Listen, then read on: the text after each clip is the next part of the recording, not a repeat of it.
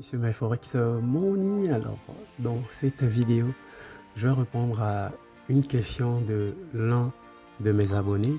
D'accord, et la question est la suivante. Il m'a demandé de faire une vidéo sur comment tracer les supports et les résistances à partir de son téléphone, parce qu'il y a beaucoup d'entre vous qui tradez avec vos téléphones. Moi-même, je trade avec mon téléphone. Avant d'aller dans le vif du sujet, si tu es débutant ou intermédiaire au Forex, que tu as du mal à t'en sortir, abonne-toi à notre chaîne, parce qu'ici, je t'apprends des stratégies très simples qui vont te permettre de faire des profits toi aussi.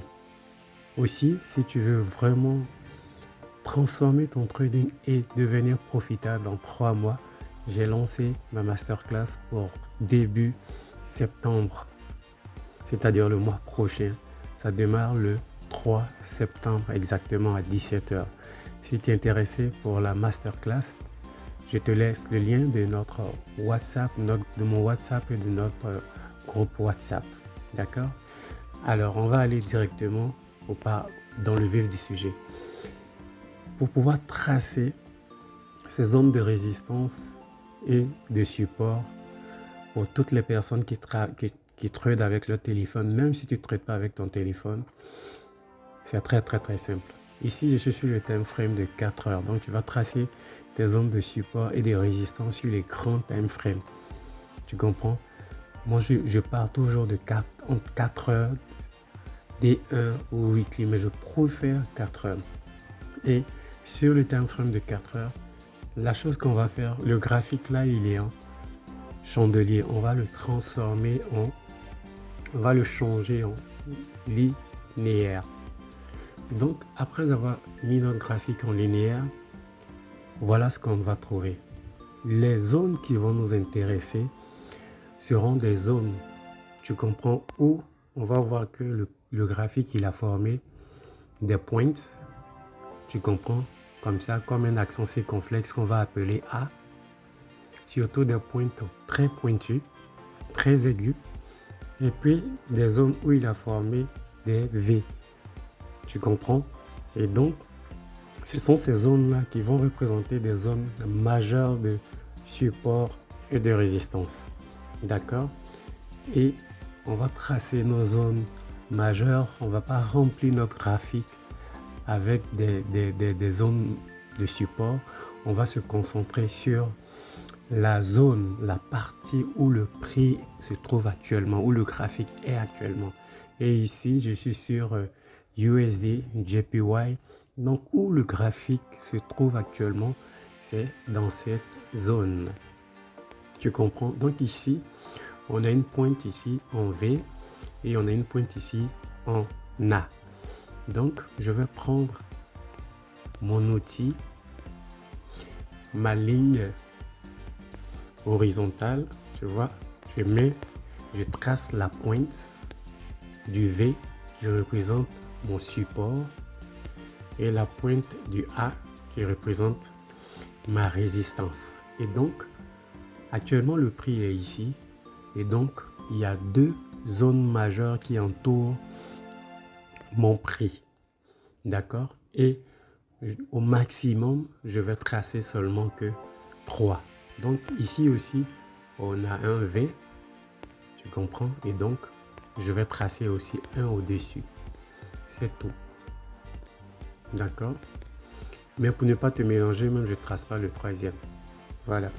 Et quand on a fini de tracer nos zones majeures de support et de résistance, donc ici, c'est une résistance. Ici, ça sera un support. Quand on a mis le graphique en linéaire pour tracer nos zones de support et de résistance, c'est pas encore fini. Pourquoi c'est pas encore fini? Parce que les points qui sont représentés par le graphique en linéaire ne montrent pas les mèches. Donc on va remettre le graphique en chandelier pour tenir compte des mèches. Tu comprends? Et comme on a mis le graphique en chandelier, on va voir maintenant apparaître les mèches. Et ce qu'on va faire, on va prendre maintenant en considération les mèches. c'est-à-dire d'où on a tracé nos zones à partir avec de la ligne. On va regarder au-dessus s'il y a des mèches. Oui, on va prendre le rectangle, notre outil rectangle pour tracer, pour prendre en considération les mèches à partir de la ligne, de notre ligne qu'on a tracée à partir du graphique linéaire. Donc, voilà, comme ça devient une zone. Donc là, on a pris en compte les mèches. Il faut prendre en compte la totalité des mèches, tu comprends? Si en dessous de ta zone de support, quand tu as tracé à partir du graphique linéaire, en dessous, tu vas prendre les mèches pour bien cadrer, pour bien dessiner, pour bien tracer ta zone de support. Et pour ta zone de résistance, au-dessus de ta zone de résistance, quand tu as tracé à partir du graphique linéaire, tu le mets en graphique chandelier, tu vas voir s'il y a des mèches au-dessus. Tu vas prendre ton rectangle pour tracer, pour tenir compte de ces mèches-là qui se trouvent au-dessus de ta résistance.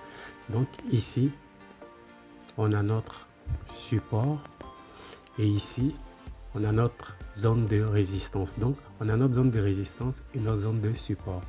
Donc, voici comment tu vas tracer facilement des zones de support et de résistance sur ton téléphone.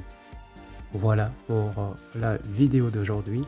Si tu l'as aimé, tu nous mets un gros pouce j'aime. Mais je te rappelle que la masterclass c'est pour le 3 septembre. Donc, je te laisse le lien de notre groupe WhatsApp dans la description de la vidéo. Donc, si tu as aimé cette vidéo, tu nous mets un gros pouce j'aime. Je t'invite à la sauvegarder pour la regarder plusieurs fois.